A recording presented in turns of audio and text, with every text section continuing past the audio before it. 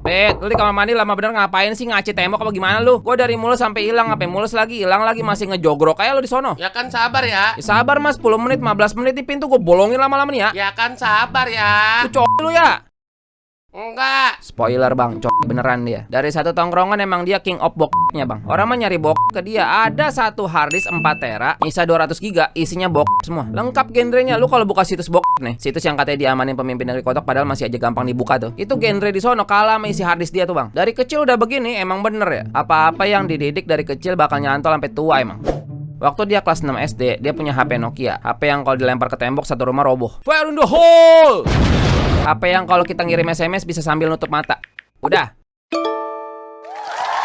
Terima kasih. Kebetulan dia punya temen yang punya HP juga. Dari jauh dia ngeliatin temennya dua ngetawain apaan tuh ya, ketawa bagi-bagi apa. Disamperin lah mereka, masih dapet ucok-ucok ditanya kan. Kalian lagi lihat apa? Terus temennya pada cengengesan. Kasih lihat nggak dia? Jangan dia ember. Apaan itu? Gue mau lihat dong. Gue janji gue nggak akan kasih tahu siapa-siapa. Kasih dah biar gede dikit. Nih, lihat nih. Burung kecil munggil masih segede kutil, biji kembar layak kerikil, ngilu disentil-sentil.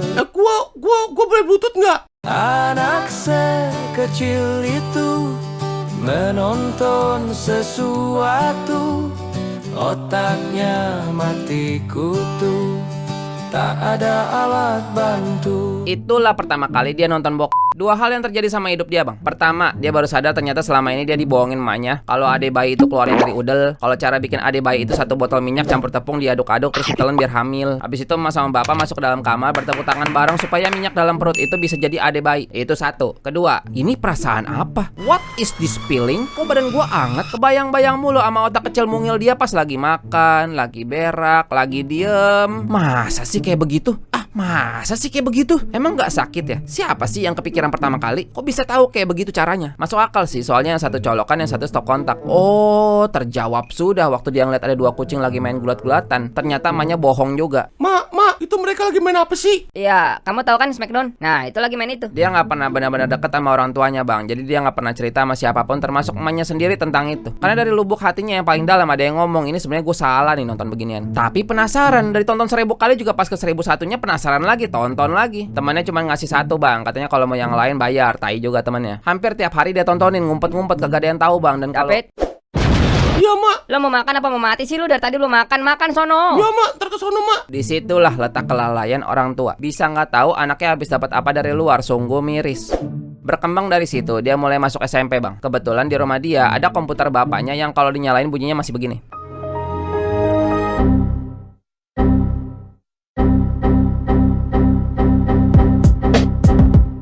Bapaknya masang internet, dan kalau anak baru gede plus internet sama dengan apa bang? Iya betul bok. Kalau malam bapaknya udah nggak pakai, jadi kalau si David mau main suka dikasih. Tapi dia nggak pakai buat main, dia pakai buat apa bang? Iya betul bok. Monitor dia udah di posisi yang aman bang. Kanan tembok, belakang tembok, depan nggak kelihatan, kiri doang nih yang masih butuh alarm. Jadi kalau dia lagi nonton something, dia kecilin browsernya sampai segede otak dia. Dia geser ke paling bawah kanan, dia mute, terus dia puter dah. David, Iya mak. lu lagi main apa sih lu? Enggak, ini lagi lihat pemandangan aja. Oh, makan ya, Ge, besok mati lo. Bagi dia semua aman terkendali. Dari situ dia belajar banyak hal bang. Dengan otak sekecil itu bang. Kalau malam suka ngebayangin lagi yang tadi dia lihat. Kadang-kadang suka sampai ke bawah mimpi dia. Merem-merem imajinasi dia lagi main ampar-ampar pisang sama mbak-mbak Jepang di bathtub. Plot twist pas udah bangun tidur.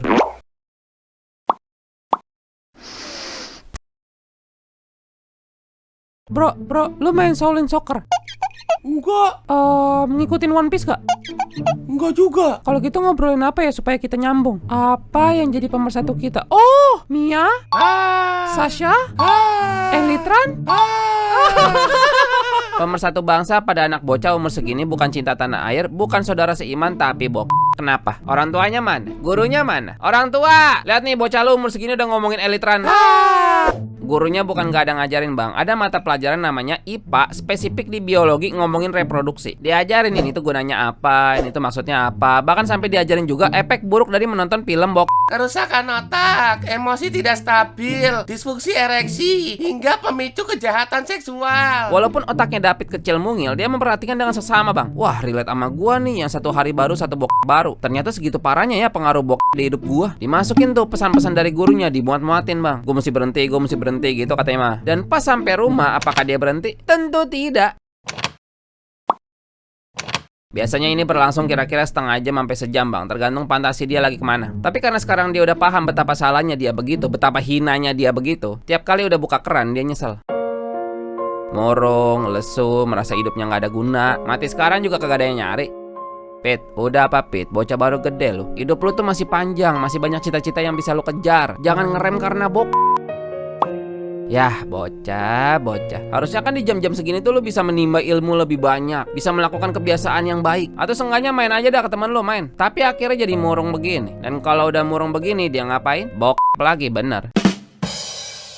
Lu punya nggak yang ini? I think I downloaded wrong Scooby-Doo movie. Kayak mana tuh? Bluetooth dong. Bah, lu kagak tahu. Gunungnya segede Himalaya. Astaga deh, inget umur deh. Itu inget dilap dulu bisa itu. Lu suka pada bertanya nggak sih? Kok artis-artis tetnya bisa pada gede bener ya?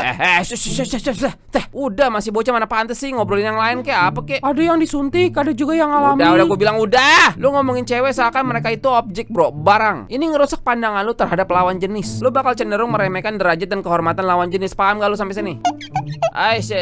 Udah serah lu dah. Emang bisa ya gede alami begitu? Ya bisa. Nih lu perhatiin si Tasya tuh. Itu kan dia udah pernah digituin sama cowoknya, makanya paling gede kan dia. Tahu dari mana lu? Lah udah rahasia umum itu. Itu dia segede gitu juga hitungannya masih bibit, masih bisa lebih gede lagi. Lu sama cewek lu udah juga? Ya lagi progres, emang butuh waktu bre. Bapak-bapak, ibu-ibu, bagi anda yang jarang ngobrol sama anak anda, kira-kira beginilah perbincangan anak anda dengan temannya di belakang anda. Terutama yang punya anak lagi SMP nih ya. Kalau bisa bawa pulang ikat pakai kabel tisbo pak. Jangan ntar udah tekdung shalalalala baru ngoceh. Lu sendiri nggak pacaran lu? Gua gak tahu dah. Cobain, ntar gua kasih ilmu-ilmu yang bermanfaat buat supaya cewek bisa lulus sama lu. Sekarang lu lagi suka sama Enda kan?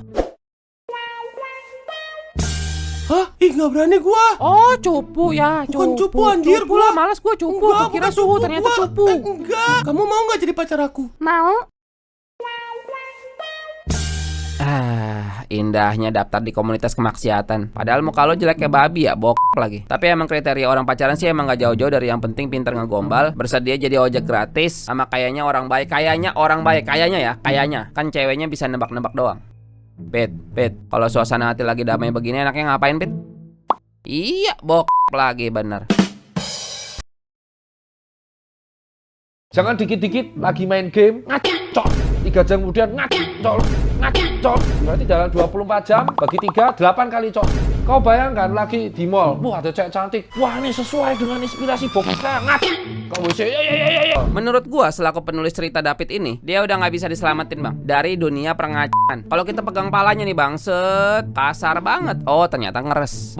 Udah jadi nama tengah dia bang, dari yang namanya David Julian jadi David Julian. Nah itu hidup dia pokoknya dari oleh untuk sebelum belajar, besok ujian biar semangat udah selesai belajar otak ngebul, self reward nggak ngapa-ngapain, bosan diam doang. Aduh ngapain ya nih hari rasa bersalah dia soal dunia perbokapan dan percodan udah mulai hilang bang. Mengingat umur dia yang udah masuk SMA, dia mulai paham sholat itu wajib bang. Tapi tetap jalan. Akhirnya satu ketika selesai dia nggak pakai tunggu berapa menit, langsung mandi, wudhu, terus sholat. Gara-gara waktu sholatnya udah mau habis bang. Sholat asar jam 17 lewat 50 menit. Siapa sangka, siapa duga bang, di momen dia melakukan gerakan sujud, gerakan dimana seorang hamba paling dekat dengan Tuhannya, ada setetes cairan pelumas nongol dari ujung otongnya bang.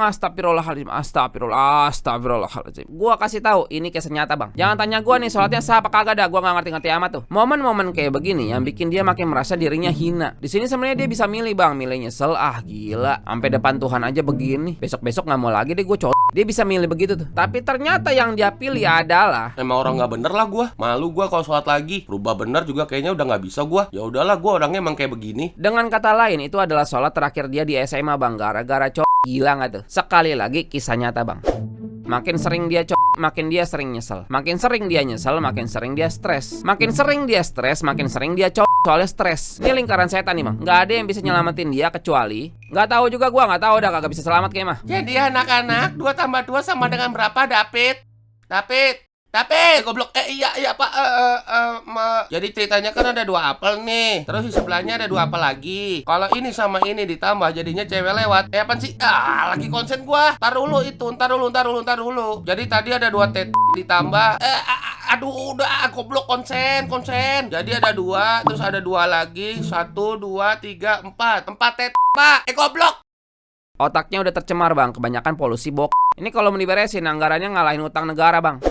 Pacar yang waktu itu ditembak pas SMP kebetulan masuk SMA yang sama bang. Sedoyan-doyannya dia mabok, dia sama ceweknya rada ngejaga bang. Gak berani dia macam-macam sama ceweknya. Soalnya ini nyata nih, orangnya ada. Yang liat kelakuan mereka juga ada. Awalnya gitu bang, sampai di titik mereka udah sama-sama baper.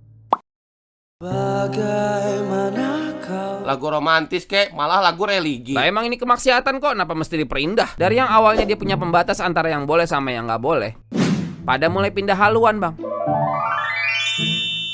Lo lihat nggak tadi lope-lope nongol bang? Itu adalah simbol keenakan yang didapat dari perpindahan suatu hal dari sini ke sini. Seenggaknya itu yang cowok rasain tuh bang. Makanya pacaran rasanya indah banget. Jadi sebenarnya si David nih tahu kalau pegang tangan tuh cewek tuh salah gitu. Tapi karena ceweknya oke-oke aja, ya udahlah ya. Yang lain juga udah biasa begitu. Beb, aku tuh brengsek nggak sih pegang tangan kamu begini? Enggak kok, kan aku oke-oke aja. That's fine.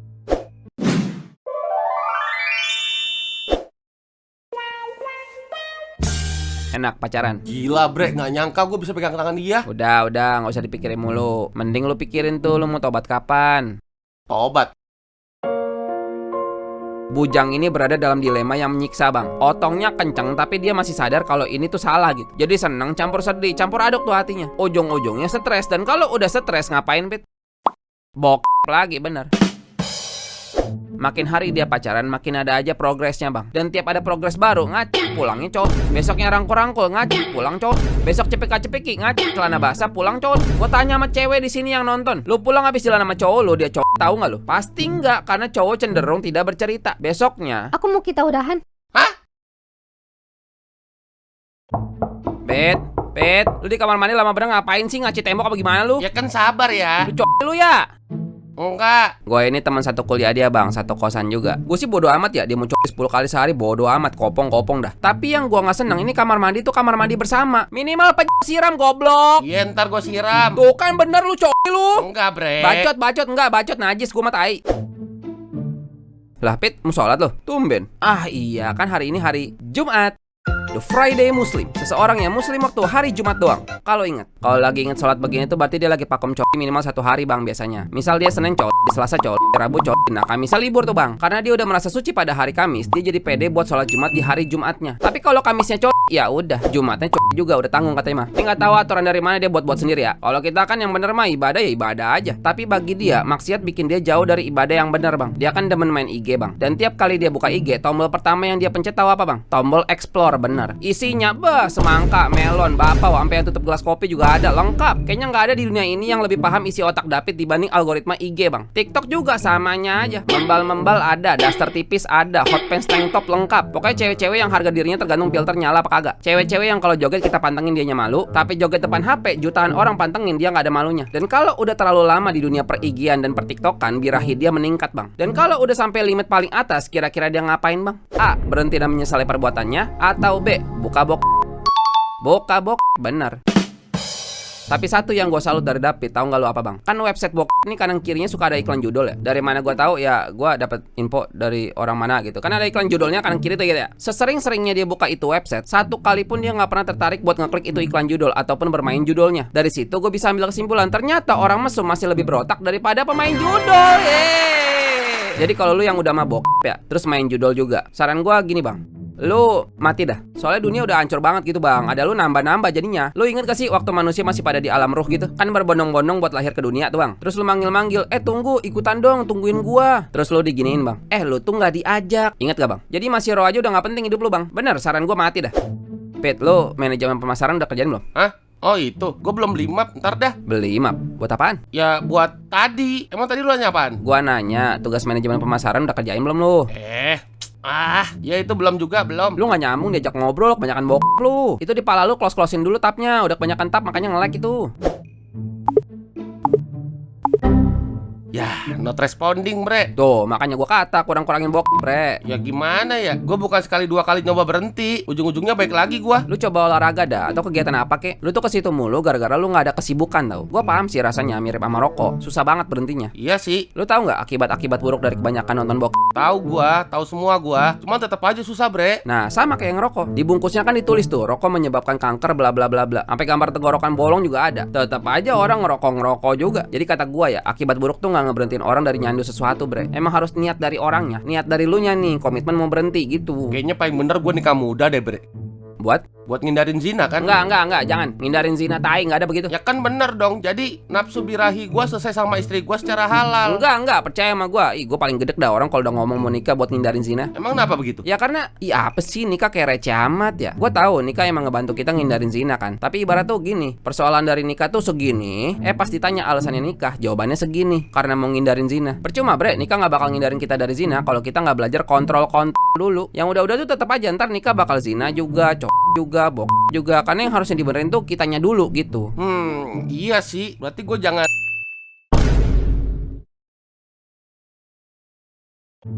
Ceritanya udah 2 tahun dari terakhir gua ketemu si David bang. Itu waktu gua datang ke nikahan dia. Jadi dari pacaran sama cewek dia yang terakhir itu 3 tahunan, kerja bentaran langsung nikah. Gua dulu juga nikah di tahun yang sama sih. Kadang gua suka pengen ketemu main lagi gitu sama dia. Pas udah merit begini mah udah mulai hidup masing-masing kita, nggak pernah ketemu teman-teman lama. Apalagi bini gua udah bunting, makin nggak bisa kemana-mana kita. Gua bisa sih WhatsApp dia sekarang, cuman kalau udah lama nggak pernah ketemu tuh jadi kayak lain gitu. Walaupun kita akrab banget dulu. Apa gua siapin hari aja ya ngajak bini gua main ke rumah dia reunian gitu. Lah goblok David. Bre, apa kabar lu? Sehat gua, lu kemana aja dah baru nongol lagi. Ya di sini aja gua belum pindah. Bre, lu sibuk nggak? Ngobrol yuk. Weh, David Julian gila. Udah lama nunggu. Enggak, baru sampai juga. Santai, bre. Lu dinas di mana lu? Gua sekarang di Indokotok, bre. Lu di mana sekarang? Gua mah dari lulus masih di Telkotok. Lu sih dari lulus udah ngilang jadi nggak tahu. Iya ya. Lu kemari aman nggak anak bini? Bini mah aman, anak gua belum ada, belum dikasih nih bre. Oh iya, masih ntar ya. Kalau lu gimana? Anak bini aman? Gua lihat di profil picture lu foto anak lu ya. Iya, itu lagi masih 6 bulan. Weh, gokil. Namanya siapa? Gue digugat cerai sama bini gua, bre. Hah? Taruh lu pelan-pelan Pak Sopir, kaget gua. David udah nikah 2 tahun bang. Bininya baik, nurut sama suami, ngelayanin juga. Udah beres dah pokoknya mah. Sekarang mah udah punya anak kan. Tapi jalan beberapa bulan nikah, si David tuh merasa kosong. Kayak mana nih katanya nikah bisa menuhin permintaan birahi gua. Kalau begini mah ngebok lagi dah gua. Dia tuh lebih puas onak pakai film biru ketimbang berhubungan sama bininya. Dan itu ngeganggu rumah tangganya tuh. Jadi kayak nggak ada yang spesial gitu di mata David. Ya udah B aja sih gitu. Lama-lama dia mulai nggak ngehargain bininya. Boro-boro terima kasih ke bini, dia minta aja hampir nggak pernah. Bininya aja mau ngasih dia bisa-bisanya nolak. Serius kejadian beneran ini bang. Gua sampai bingung gua. Maksudnya ada loh suami yang bininya mau ngasih dia nolak. Aneh banget itu di kepala gua. Sekalipun diiyain sama dia itu juga bukan karena dia pengen, tapi kayak ya udahlah bini gua lagi pengen. Lah kebalik ya. Ujung-ujungnya ngaruh ke harmonisnya rumah tangga mereka masa. Yang dikit-dikit berantem, bocah oe-oe dikit jadi bahan berantem. Yang duit lagi kurang berantem lagi. Kenapa jadi gini rumah tangga lu, Pik? Mana yang katanya nikah buat ngindarin zina? Masih jalan tuh segala macem. Dia puasnya di situ bang. Aduh sorry ya. Kayaknya nih series jijik banget ya. Rumah tangga mereka jalan, tapi kayak hambar aja. Nggak ada ngobrol, nggak ada komunikasi. Si David mau ngapain nggak diskusi dulu sama bini. Kalau lagi musuhan sama bini, dia lari ke Dia lagi bye-bye aja, lari juga ke Ini orang otaknya udah acak kadut anjir. Tapi bagi dia, rumah tangga dia sih tetap penting buat dipertahanin. Apalagi kan udah punya 1 anak tuh. Sampai suatu hari bang. David baru sampai. Lah ini baru naruh helm gua. Lu habis dapat bonus kan kemarin kelar project? Enggak, apaan belum. Ngarang-ngarang. Kopi mantan bisa kali. Nah emang udah tahu gua arahnya kemana. Ya udah ke atas dulu ah. Asik. Ayo bareng yuk. Apa nih? Ini kayak rasa yang dulu pernah ada. Ini sama rasanya kayak waktu dulu pacaran nih. Rasa yang nggak bisa didapat dari nikah. Rasa yang didapat dari melakukan suatu kegiatan dari yang nggak boleh pindah haluan jadi boleh. Ini yang dari kemarin cari nih. Abis itu jalan berapa bulan, lu tahu kan arahnya kemana? Yah, capek gue juga. Mungkin begini bentuk teguran dia bang. Dia yang cari penyakit, dia juga yang kena. Kesian sih temen gue, cuman goblok banget dah. Ih apaan sih orang pada selingkuh. Orang pada goblok amat ya. Masa sih susah banget setia sampai heran gue. Pit lu goblok banget dah. Sumpah, ih David. Iya gua tahu bre. Gua bingung gua. Terus bini lu ngegugat kenapa tuh? Gua bikin diri gua ketahuan. Maksudnya gimana? Bisa-bisanya bang, bisa-bisanya si David. Ini apaan Pit, lu udah gila ya? Ya ampun, ini bercanda gak sih?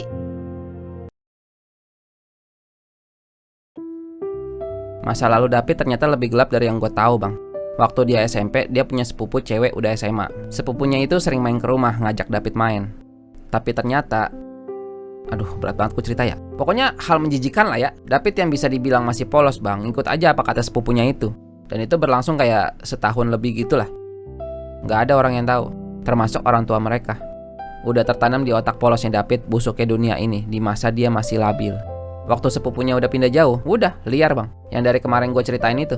Bahkan pacaran dia waktu SMP tuh dia niatin buat menuju ke arah situ. Dan udah segala macam terjadi sama hidup dia, jadilah David yang sekarang. Gue tau gue harusnya berhenti bre. Berkali-kali gue komitmen mau berhenti, akhirnya baik-baik terus gue. Gue sendiri juga sebenarnya capek. Gue tuh kenapa sih? Hilap. Tiba-tiba udah ada 72 kontak di HP gue. Itu bukan hilap sih, mohon maaf nih ya. Gue merasa gue butuh tamparan gitu. Kalau nggak ada yang bikin gue berhenti, nggak tahu kapan gue berhentinya. Berkali-kali gue lolos dari istri gampang banget. Malah kayak nggak ada tantangan sama sekali, nggak ada kesusahan gue ngumpet-ngumpetnya. Jadi akhirnya gue sengajain. Gue taruh HP gue di kasur, kunci HP gue hilangin, terus gue tinggal. Papa, sini bentar. Ini pendapat pribadi gue ya bang, menurut gue langkah yang David ambil tuh salah sih. Kata gue mah ya udah tobat aja, berhenti dari begituan, terus rumah tangganya jalan kayak biasa, kayak gak ada apa-apa gitu. Tapi karena gue gak pernah selingkuh ya, jadi gue gak tahu juga sih. Mungkin langkah yang diambil David bener, mungkin juga salah, gue gak tahu. Tapi sekarang kenyataannya itu langkah yang diambil David. Lu tahu nggak sih sebenarnya film-film jenis itu tuh menurut gua ya itu ngerusak standar kita gitu. Contoh istri gua sebenarnya cantik, tapi karena gua ngeliat di film itu ada yang lebih cantik, akhirnya bagi gua bini gua jelek. Dan makin sering nonton ya itu makin tinggi standar kita bre. Hari ini demen yang ini, besok udah bosan ganti sama yang lebih parah lagi, bosan lagi ganti lagi lebih parah lagi. Akhirnya istri di mata kita tuh ya udah nggak ada spesialnya lagi sama sekali. Bahkan sampai amit-amit ya ada yang sampai nggak demen sama cewek lagi. Itu istilahnya udah belok dia, karena dia udah tahu semua dari situ gitu. Jadi udah bosan semua. Akhirnya nyari yang jenis baru lagi gitu. Sebenarnya nonton film begitu tuh kan kita suka remehin ya. Ya udahlah nggak ngerugiin siapa-siapa juga kan. Hitungannya dosa kecil juga kok. Tapi sebenarnya ini perkara yang gede bre. Gini, kalau lagi di publik perilaku kita tuh suka berubah gara-gara orang lihat gitu. Kalau kita demen ngelakuin hal senonoh, kita nggak lakuin kalau lagi ada orang. Kebalikannya juga, gara-gara lagi dilihat orang, kita jadi mau ngelakuin kebaikan yang padahal kalau lagi nggak ada yang lihat juga sebenarnya malas juga kita. Jadi sebenarnya kalau kita lagi sendirian ya, itu kita lagi jadi diri kita yang sebenarnya gitu. Tanpa ada adjustment dari siapapun, kita ngelakuin sesuatu yang ngegambarin siapa diri kita sebenarnya. Itu jadi status asli kita gitu. Kalau kita lagi sendirian, nggak ada siapapun yang tahu, sering nonton itu, artinya diri kita yang asli adalah penonton itu. Dan kalau kita lagi sendirian, gak ada siapapun yang tahu, sering baca Quran. Jadi sekarang pertanyaannya, nanti lo mau mati dalam keadaan asli lo sebagai apa? Bang, kalau cowok selingkuh, itu artinya kan dia main cewek padahal udah punya istri gitu kan bang ya? Tapi kalau dia belum punya istri, boleh main cewek gak? Ya gak boleh kan? Kenapa? Karena Allah gak suka, bener gak?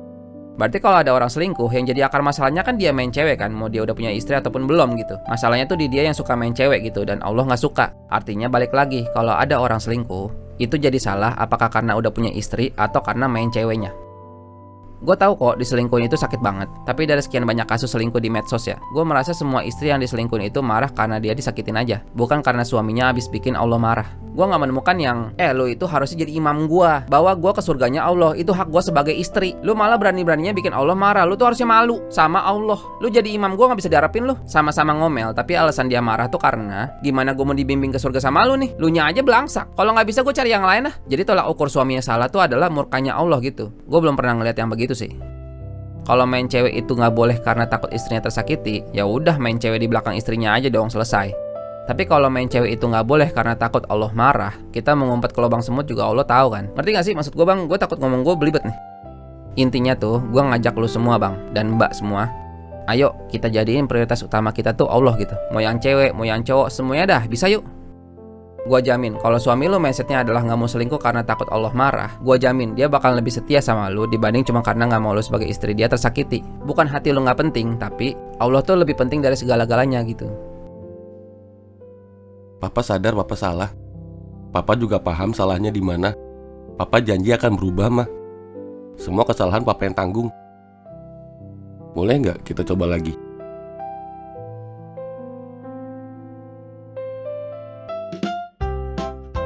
Weh, apa nih? Weh, apa nih? Ganci bro, wah ganci teh kotok, ucul banget. Langsung aja lah bre, order di Shopee-nya SHD ACC. Linknya di bawah no, ada no, cek aja.